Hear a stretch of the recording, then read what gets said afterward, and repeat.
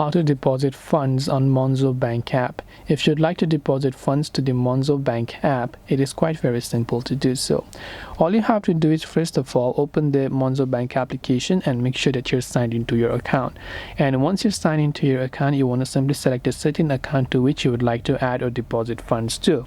Once you've done that and you select a certain account, in my case I have selected my current account, over there you'll find a button that says add money. So you just have to tap on the add money button there. It will ask you to select a bank. So it says it will securely transfer you to your selected bank's app or website to approve the payments. So you can simply go ahead and then fill in the required details and you'll be able to add money to Monzo app. So I hope that this video helped you. If you have got any further questions, feel free to also leave them down in the comment section below. As always, thank you very much for watching till the end of this tutorial, and see you soon in the next video. And also, if this video helped you, just make sure to like and also subscribe to our channel.